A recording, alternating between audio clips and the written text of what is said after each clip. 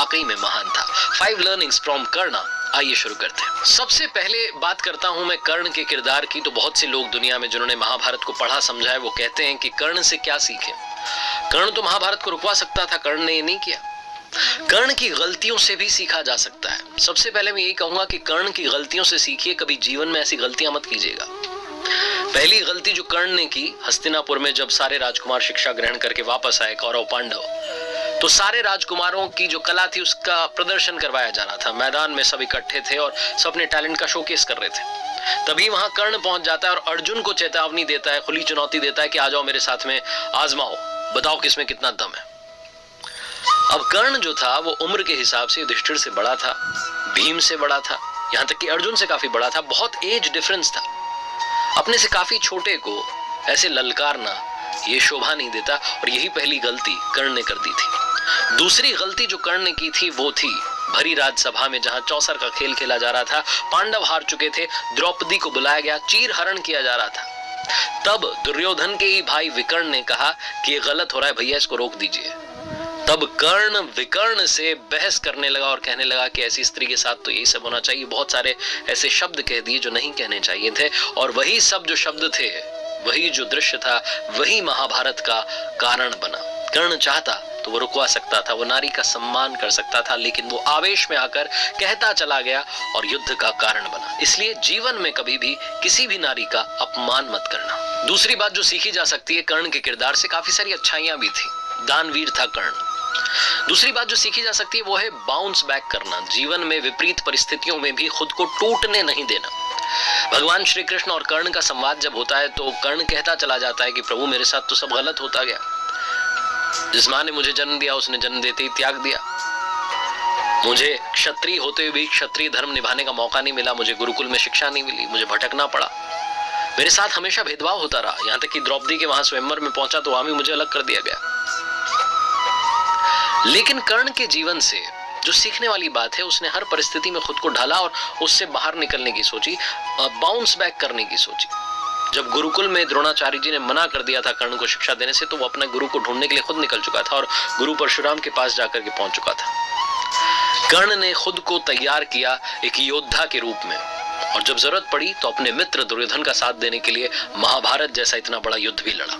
तो कर्ण ये सिखाता है कि सिचुएशन चाहे जो हो, आप उससे बाहर निकल सकते हैं, आप बाउंस बैक कर सकते हैं। तीसरी बात जो कर्ण के जीवन से सीखने को मिलती है, शिक्षा का ही नहीं, शिक्षा देने वाले का भी उतना ही सम्मान कीजिए। कर्ण धनुर्विद्या सीखना चाहता था, गुरु द्रोणाचार्य जी के पास जाता है, वहां से इनको लौटा दिया जाता है, कहा जाता है कि हम तो सिर्फ क्षत्रिय को सिखाते हैं। कर्ण को कैसे भी धनुर्विद्या सीखनी होती है, तो मालूम चलता है कि भगवान परशुराम जी के यहाँ सीखी जा सकती है, लेकिन वो सिर्फ ब्राह्मणों को सिखाते थे। तो कर्ण ब्राह्मण होने का नाटक करके वहां पहुंच जाता है कि मैं भी ब्राह्मण हूं, शिक्षा ग्रहण करने लगता है।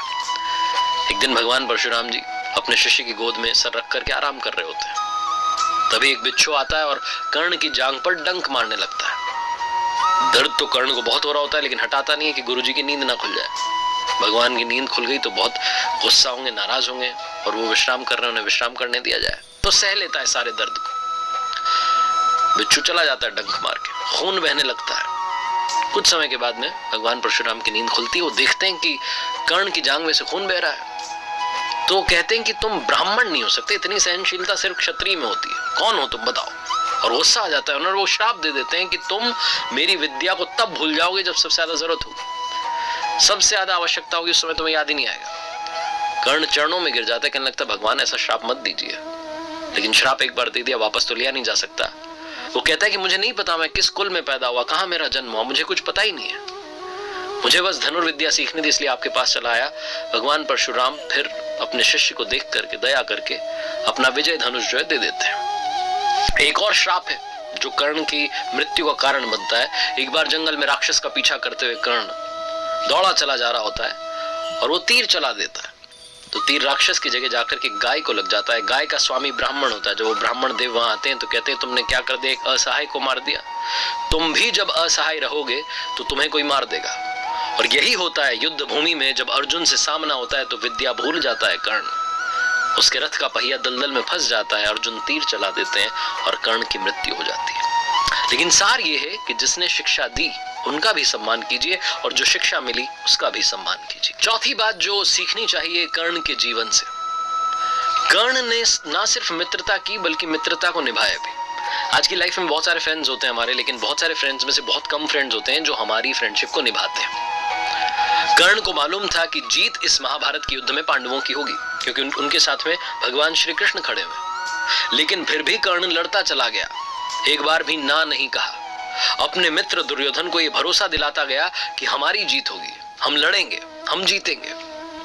कौरवों की पूरी सेना आंख मूंद करके कर्ण पर विश्वास करती थी।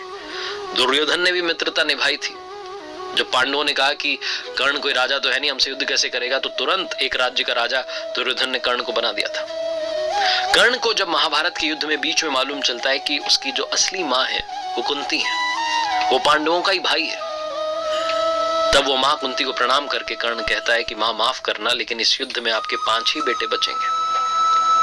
युधिष्ठिर रहेंगे, नकुल रहेंगे, सहदेव रहेंगे, भीम रहेंगे, लेकिन अर्जुन और कर्ण में से सिर्फ एक बचेगा, क्योंकि युद्ध तो मां होकर के रहेगा।